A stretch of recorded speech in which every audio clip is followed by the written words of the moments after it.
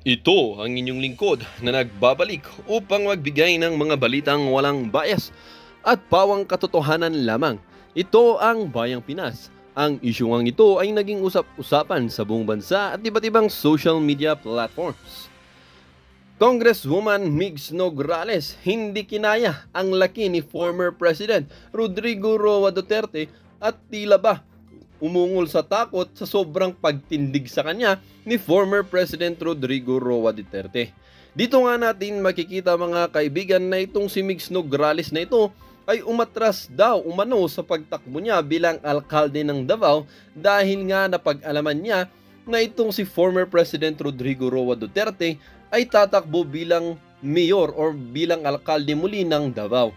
Ngunit kung natin matatandaan mga kaibigan, ay nung last filing or last day ng filing ng Certificate of Candidacy ay binawi ni former President Rodrigo Roa Duterte ang pagtakbo niya bilang alkalde ng Davao at nagdesisyon at pinalitan ito at nagdesisyon na tumakbo bilang senator ng ating bansa. Ngunit itong si Migs Nograles ay tila ba nanginginig pa rin sa sobrang pagkatakot dito sa nalaman niya na kakalabanin niya umano si former President Rodrigo Roa Duterte. Ngunit tila ba nakahinga daw siya ng maayos, kunwari dahil hindi niya na makakalaban si former President Rodrigo Roa Duterte. Ngunit alam natin mga kaibigan kung gaano kamahal ng mga taga Davao itong si former President Rodrigo Roa Duterte. At alam nila na hindi mananalo itong si Migs Nograles bilang mayor dahil alam niya ay makakalaban niya muli bilang sa posisyon ng pagiging alkalde ng Davao ay isa muling Duterte. Hindi nga maiwasan ng ating mga netizen na magbigay ng kanilang mga hinaing at mga opinyon.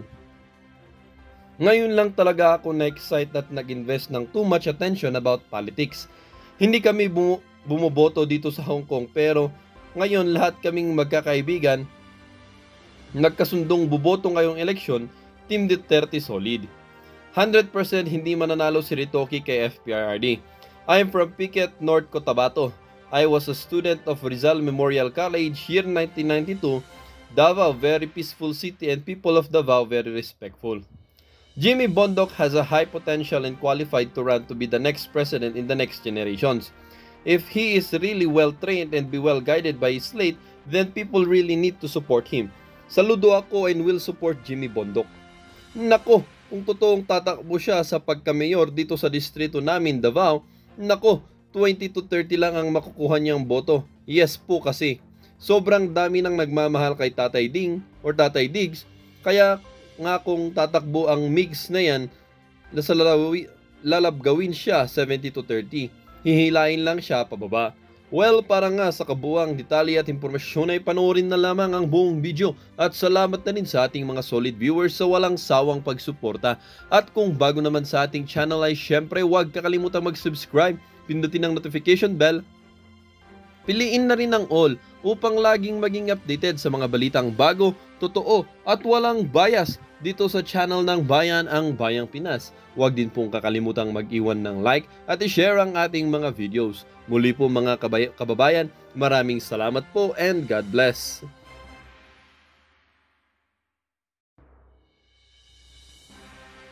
Sa bawat araw na lilipas, itatatak natin sa utak ng ating mga kababayan na itong Gutierrez na to, katukayo mo pa naman itong si Tatay Digong eh.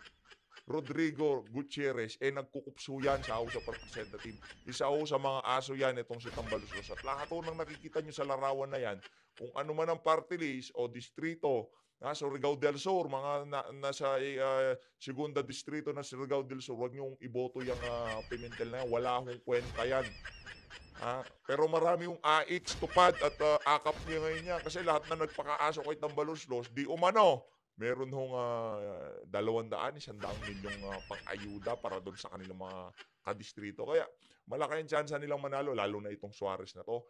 Ang Migs Nograles na yan, naku po madam, sa tingin natin yung PBA party list na yan, hindi na papasok yan ngayong election na to kasi nakita na namin ang karakas ng ali na to, itong si Migs Nograles. Pagka kinalaban nyo ang mga Duterte, sigurado, mababalatan kayo sa social media. Makikita, kaloob-looban ng kaluluwa nyo. Makikita namin kung ano yung mga itinatago nyo at kung kanino kayo nagpapakaaso. Yun ang sinisigurado namin dito sa PH Update. Lahat ho ng nakikita nyo sa larawan na yan, wala hong maiko-contribute, wala hong maisosolve na problema yung mga yan sa ating bayan. Yan ho ang mga pahirap sa ating bansa. Yung mga larawan na nakikita nyo na yan, especially itong batang nagkukups na to. Kabata-bataan pa lang, sarap mo batukan sa totoo lang. Kabata-bata pa lang ho. Kaumpisa-umpisa mo pa lang sa politika, napakatindi mo na kung mag-cooks. Hindi ka man lang nagpatagal ng kahit isang termino man lang, tapos ilinabas mo yung tunay na kulay mo. Pagpasok mo pa lang dyan sa House of Representative, Hayun na nga mga kababayan. Ayan, at ito pa ho. Yan yung mga larawan na nakikita nyo na yan. Makati, 2nd District, Parañaque, ba't puro 2nd District? Mga 2nd District ba merong talaga? Yan si Castro, acting chair magsisenador na ho yung alin na yan. Pupulutin ho yan sa Kangungan, panigurado. Etong si Brosas, Gabriela, yung kabataan. Naku, yung mga kabataan na yan, wag ho kayong magpaloko. Hindi ho sa kabataan yan, sa mga crocodile yan. Dapat crocodile party list ang... Mag-ingat ho tayo ha. Piliin ho ninyo ng maigi sa mga kadistrito nyo, sa mga mga nanonood kay PH Update na ito ang mga pinuno nyo sa lugar nyo, sa mga distrito nyo, sa Quezon City, sa Surigao del Sur, yung mga mahilig sa sport, huwag nyo hong iboto yung si Migs. Okay? Tapos pagdating naman ho dito, yung mga taga Parañaque, 2nd District, Marikina 2nd District, mga kabataan, hindi ho kabataan yan, mga kababaihan, hindi ho Gabriela yan, acting chair, mga guro, huwag nyo hong iboto yan. Alam ko, magagaling yung mga guru natin, kaya hindi ho natin malaman ba't nananalo pa tong acting chair na to. Hindi ho kapakanan ng mga guro ang isinusulong nitong alin na to. Yun hong itatak nyo sa mga utak nyo. Ngayon naman mga kababayan, dumako ho tayo dito sa dito kay sa pagpa-file ng kandidatura nitong si Attorney Jimmy Bondoc. Siyempre susuportahan ho natin 'yan. No, susuportahan ho natin tong si Attorney Jimmy Bondoc, okay? Ito kahit ano pa sabihin nila kay Senator Robin Padilla, palakpakan ho natin. Sobrang nabilib ho tayo dito sa kay Senator Robin. Talagang nakaantabay ho siya para doon sa mga individual na nasa PDP sila pero yung suporta talagang nandyan ho itong ating Senador Robin Padilla para dito sa mga individual na to. Naniniwala tayo pagdating ng kampanya doon sa mga sinusuportahan nating kandidato, lalo na dito kay Congressman Rodante Marcoleta, kasi isinyer ho niya yung isang post about doon sa pagtakbo nitong si Kong Dante at suporta. Naniniwala tayo dahil PDP ang si Senator Robin, isa ho talaga sa mga ikakampanya itong si Congressman Rodante Marcoleta. At itong si Atty. Vic Rodriguez. Ito mga kababayan, panoorin ho natin ang Q&A nitong si Atty. Jimmy Bondoc. Ako po si Jimmy Bondoc, isa pong musikero, ngayon po'y abogado, isa rin pong dating public servant. At ako po ay nagpapasalamat sa PDP na sinamahan pa ako ni Senator Robin Padilla upang mag-file ng niya ako dito sa yugto na ito ng aking buhay. And to my family at sa lahat ng mga naging teacher ko, mga teacher, total teachers, month. And to the greatest teacher, of course, Raboni, to my Lord, maraming salamat. Ako po ay tatakbo bilang senador sa 2025 na elections. Matagal na po akong boses ng ilang sektor ng lipunan, ng music industry, private, public, and now even the legal profession. At nais ko pong gamitin ng boses na ito upang i-institutionalize ang anti-corruption. Gumawa po ng isang mabisa na batas na tuluyan ng wakasan ang korupsyon sa Pilipinas. Ayos. Kaya sana po, samahan ako ng mga nagtitiwala sa akin at sa lahat po ng Suportahan ho natin. salamuha ko sa buhay na alam na ang puso ko po at ang aking kakayahan ay gagamitin ko para paunlarin talaga ang buhay ng Pilipinas sa wakas. Ako po ay si Jimmy Bondoc, isang boses at isang senatorial candidate under PDP Laban. Maraming salamat po, Sir Jimmy. Tanong po, Gab Humilde, PTV4. Good morning, sir.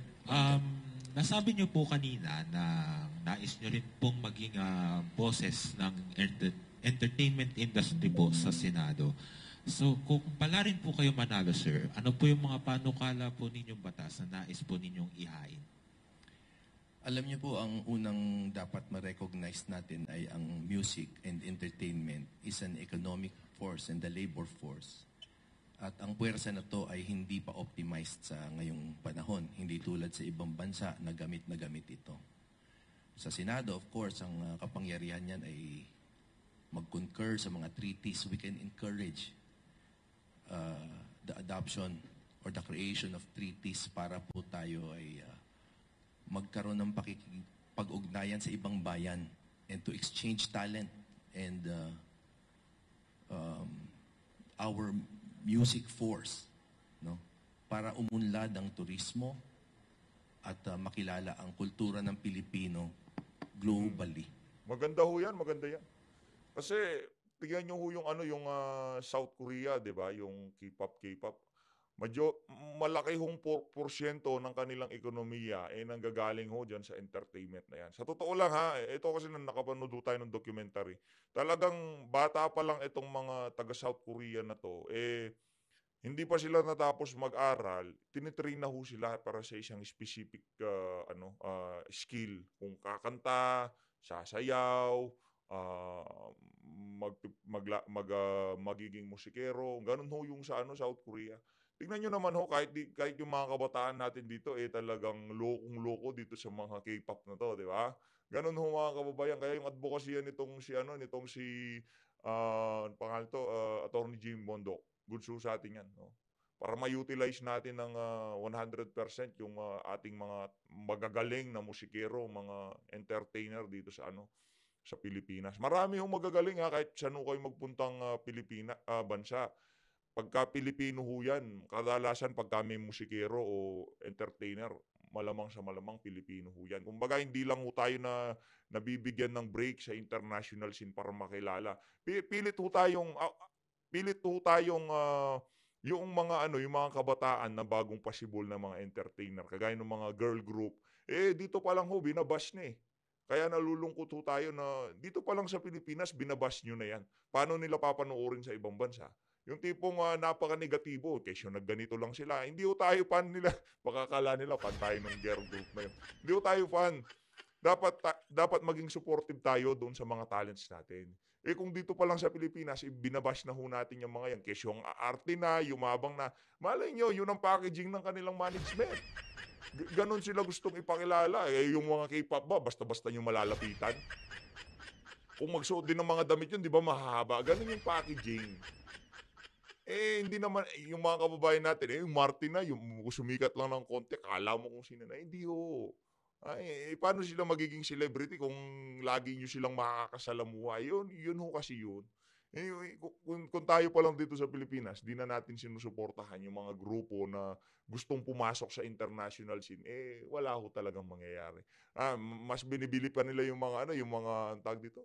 Yung mga K-pop, marami hong mahuhusay at talentadong mga artist sa Pilipinas, no? Suportahan ho natin yung mga sa Pilipino talaga para kahit papaano itong plano na to ni Attorney Jimmy, tignan ho natin. Kung maging senador ito, tignan natin kung ano mangyayari dyan. Okay, John, Inquirer.net. Sir, morning. Good morning. So should you secure a seat, sir, in the Senate, will you be aligned to the opposition, or will you join the administrations among the senators, sir? You know, ako po ay tumatakbo sa ilalim ng PDP Laban. Ngayon naniniwala na ako kay Sir Marlon.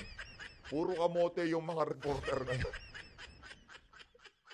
PDP, tatanungin mo kung saan sa aanib. Loko-loko ka ba, sir?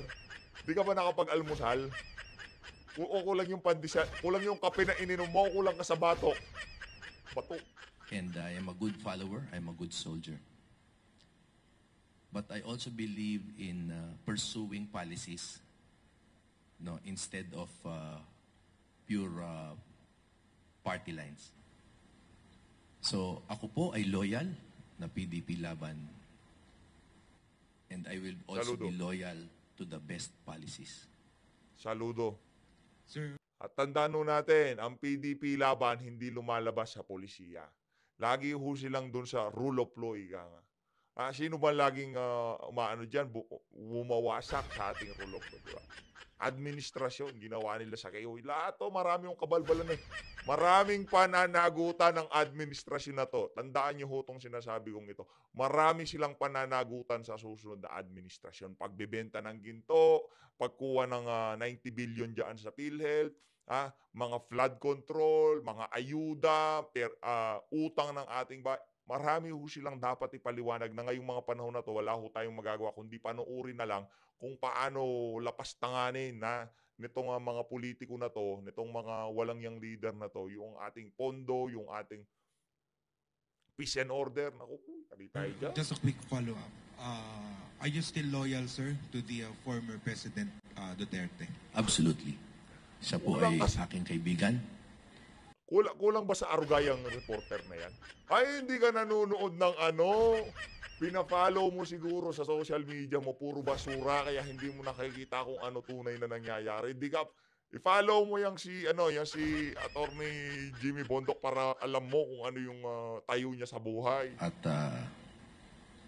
ang isa po sa aking talagang layunin ay patibayan ng best of the Duterte principles. Galing.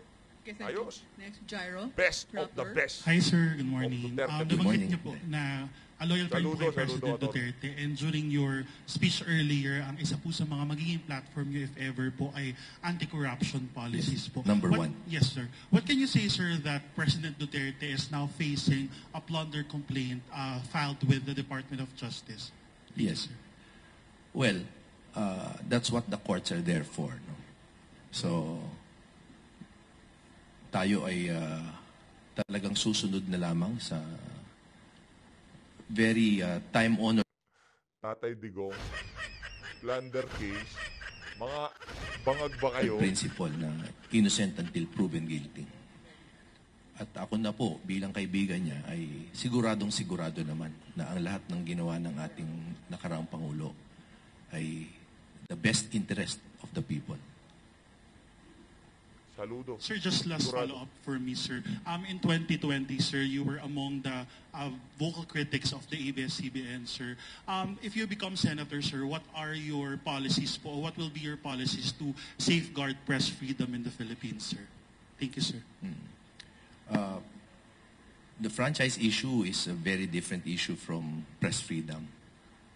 As an artist, ang kalayaan po ng pamamahayag ay napakahalaga sa akin. Ganda ng training na to. At para sa akin din po, natutuwa akong makarinig ng balita na lahat ng mga, or halos lahat ng mga naapektuhan ng trabaho dati dun sa kaganapan na yon Galing. ay may mga trabaho na, and I think the network is doing well. Para sa akin, yung mga issues dati na kinaharap ng network ay dapat dinigin sa tamang korte para matapos ang issues about tax, labor, at lahat pa ng mga pinaratang sa kanila. But I only have the best wishes for their workers and even for their management. And finally, I hope magkaroon ng magandang pakikipag-ugnayan yung management at yung lehislatura so that if ever a franchise is granted, it will be granted under the best conditions. Okay, thank you po. Gerard Nabal from Malaya. Sir, Si Gerard. sir, Ay. sir, good morning. Sir, as a former official of PAGCOR, sir, what can you say with the recent announcement of, not recent, but yung ban on Pogo, sir? And yung kung ano po yung kinalabasan nung pag-flourish ng Pogo sa Philippines? Thank you. Napaka masalimuot na issue talaga ng Pogo. Sa isang banda, kumikita po ang bayan dyan at hindi galing yan sa pera ng Pilipino, kundi galing sa banyaga. Sa kabilang banda, maraming social disturbance na nagaganap. So para sa akin, that is really, I think, an executive and legislative prerogative. Depende talaga yan sa wisdom ng nakikita nung nakaupo. At ngayon, in their wisdom, nakita nila sa senaryo ngayon, it is best to shut it down. So I respect that. Follow up. But sir, are you in favor of it, sir? Being one of the former officials of PAGCOR? You know, and I'm not evading, no, I'm making sure very clear yung answer ko. Ang mga gaming issues is very reliant on existing conditions. Ano ba yung klima, no? Kung ang conditions ay maganda, na pwede siyang paandarin, na hindi magkaka-social disturbance, hindi magagalit ang ibang bansa sa atin, if we're able to create it that way, at walang mga social friction, then it's a good economic force. Dahil nung pandemic, marami po sa naitulong natin sa social fund ay galing sa fees from Pogo. Pero again, I'm only in favor of it if it is performed well, regulated well, and under the right conditions. Which is why binabalik ko po yung sagot ko dun sa executive and legislative prerogative talaga yan. Correct, correct. Depende sa sitwasyon. Saludo, galing. Okay, thank you. From Ayos. SMNI po, MJ. Magaling, magaling, MJ. magaling. Magaling, magaling. Morning, sir. Attorney, good morning. Good Sir, morning. what is your stand on weaponizing Senate investigations or Senate probes that sometimes, in the name of native legislation, that sometimes, or many times, borders to court investigations? Mga kalabisan, sir, na mga pag-iimbestiga sa Senado. Alam niyo po, kung ako ay mag-identify ng 3 lamang na plataforma sa aking legislative agenda, ang isa doon ay ang ibalik ang diplomasya sa Senado.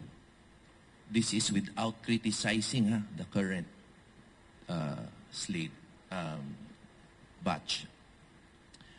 Dahil po, dapat talaga mag-back to basics tayo kung ano ang trabaho ng 3 sangay ng gobyerno. Correct. If it is truly in aid of legislation, dapat gawin. Pero naniniwala po ako na kahit siguro kalahati ng dinidinig kuminsan sa 2 bahay ay nararapat na dalhin sa korte who are properly equipped. No?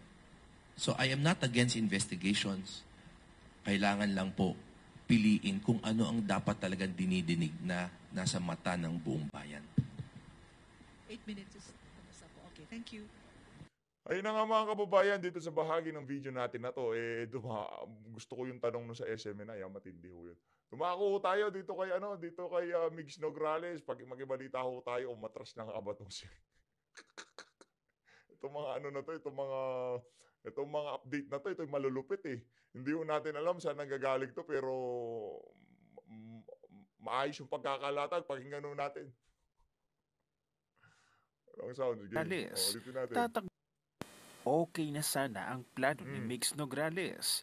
Tatakbo itong mayor sa Davao City at kakalabanin si Mayor Baste sa darating na 2025 midterm elections. Ngunit tila nagbago ang kanyang isip nang napagpasyahan ni dating Pangulong Duterte na tumakbo ito bilang mayor ng Davao City. Biglang nakaramdam ng takot si Migs Nograles at gusto na itong umatras si sa Gasabel pagka-mayor sa Davao City. Takot yarn? On one hand, I badly wanted PRRD to be senator as his voice is needed in the Senate. Also to foil Martin's reach and power in both houses. They removed Subiri, whom they cannot control and put cheese, who is a Marcos loyalist and whose father also served Marcos Sr. On the other, Davao is being consistently attacked. They've been changing police forces, and Davao is very important to Mindanao. The Marcos Romualdez regime is finding it hard to penetrate most of Mindanao with a Duterte in power in the center of commerce. Kaya nga kahit Luzon ang binagyo, Mindanao ang pinamumudmuran ng ayuda. I believe Davao is the last bastion. They take control of Davao, they will take control of Mindanao. They completely weaken the Dutertes in Davao. They can pay any other politician. With Rodrigo Duterte as mayor, they cannot just freely go in and out. So being mayor of Davao is equally important in a national scale. The Dutertes cannot let go of their stronghold not just for Davao, but for one city in the Philippines, which will be the center of resistance. Baste needs to be VP, so he can take over when an FPRRD is called to do bigger things. Marami naman ibang senator that we can support. Let's wait for PRRD's list. And may God continue to give PRRD a long and healthy life because he wants to serve and fight instead of enjoying his retirement. May God remove 2 years from the life of every corrupt congressman and add it to this. Abay, may isa agad loyalista na supporter ni Migs Nograles ang tila nagyabang. Sabi niya, inside the report, Congresswoman Migs Nograles will challenge the Dutertes for the mayorship of Davao City. Migs Nograles is a lawyer, while the current mayor of Davao is a spoiled addict. BBM and Martin Romualdez will back her. Teka lang, kala ko bang fake news yung bali-balita na yan natatakbo tong si Migs. Bakit siya pinakamaingay ngayon dyan sa issue na yan? Diba siya sinasabi niyo dati, ano lang yan, fake news, hindi totoo natatakbo ako. Hindi totoo magme-mayor ako dyan sa Davao. Ngayon, meron na nagtatanggol sa kanya. Loy. Ipinahiya naman ng netizen na nagngangalang Hana Granado itong si Migs Nograles. Ang sabi niya sa kanyang post, if you have not lived in Davao City for the last 30 years or so, then you have no right to tell us who to vote. You would not understand because you never experienced Davao in chaos, and the only person who brought peace was someone who's not demure, classy, and pasosyal like this Disney princess here. We don't need beauty and brains as you would have defined her. We need fangs and fists to fight crimes and protect our peace here. What would this lady even do? Intelligence without real compassion for the people is not leadership. While intelligence helps you solve problems and make plans, true leadership is about having the courage to stick to what is right, even when it's hard or unpopular. Baste will never be like his father or sister. Indeed, he has big shoes to fill and a lot to learn, but we would rather take chances with a Duterte rather than someone who's licking other people's shoes to gain popularity. Grabe ang sakit nun, no? Mas pipiliin pa ho nila itong hindi abogado kaysa itong nag-aangas at talagang naggagaling-galingan na si Migs Nograles. Pinagyayabangan niya na abogado siya na siya dapat iboto kaysa dito kay Mayor Baste Duterte. Kaso ang suma ngayon, hindi na si Mayor Baste ang problema mo, Migs. Ha? Sigurado, hindi ka matutuwa. Siguro ramdam din ni Tatay Digong magpapakawala ng tong mga Nograles na to. Kaya kailangan talagang, wala, sure win na ho si Tatay Diggs. Sure win na. Hindi, wag na natin pag-usapan yung eleksyon dyan sa Davao City. Imposible hong matalo nila si dating Pangulong Rodrigo. Mahal ho ng mga tao dyan sa Davao yan si Tatay Digong. Stick to giving legal advice on TikTok and Facebook, though very annoying. Dahil dito ay nagbigay ng komento at reaksyon si Mr. Will Talker. Tiyak na pulbos talaga itong si Migs Nograles sa mga Duterte. Narito ang mapang-asar na reaksyon ni Mr. Will Talker. Panoorin natin. Agay! Si Tatay Digong po ay tatakbo muli as mayor ng Davao City.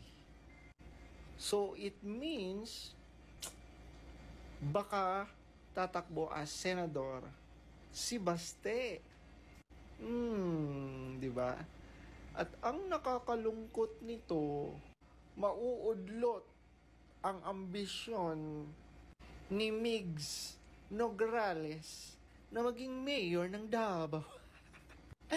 Diyos ka, Migs, may laban ka ba kay Tatay Digong? Diyos ka, tatakbo ka pa as mayor?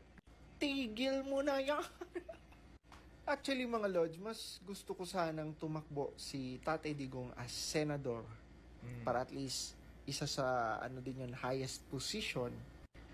Pero mabuti na rin yung, di ba? Mabuti na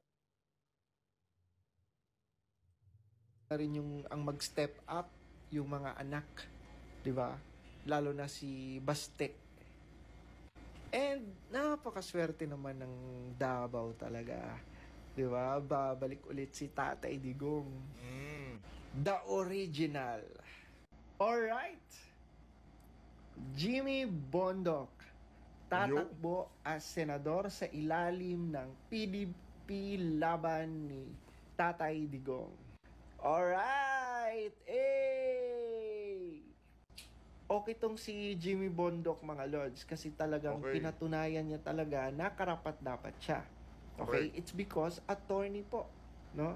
Attorney, abogado, si Jimmy Bondoc. 'Di ba? Yung iba kung makalait, excuse me, 'di ba? Hindi lang yan siya singer. Attorney yan, may alam yan. Ito yung sinasabi ko, mga Lords, no, na pero ito, meron akong iiwan sa inyo. Meron ho tayong iiwan dito.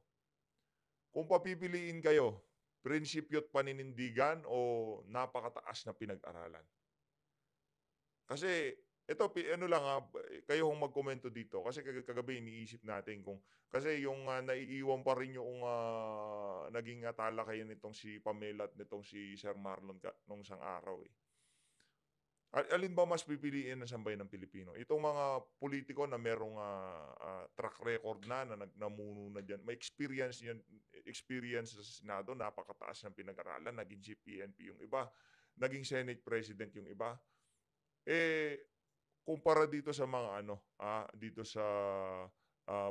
mga bagong sibol na alam natin natatayuan ang kamalian ng administrasyon nitong si Marcos Jr. Kasi yung edukasyon, makakapag-aral naman yung mga yan along the way. No? Mag-aaral yan, pero yung prinsipyo at paninindigan, hindi ko na pag-aaralan yun. Nasa puso ko kasi yun, sa totoo lang. Hindi ko na pag-aaralan yun. Yung mga matatandang politiko na yun na gusto bumalik sa Senado, wala ho silang ganun. Kahit anong ipilit nila na meron silang ganun na pagmamahal sa bayan, wala ho sila. Kasi kung meron sila, wala ho tayo ngayon dito sa sitwasyon na to. Matagal nang na-resolve yung korupsyon, kriminalidad. Kaso ngayon babalik na naman sila. Manghihingi na naman sila ng 6 na taon. Free sweldo? Nawala si Buya. Abogado, no, or attorney.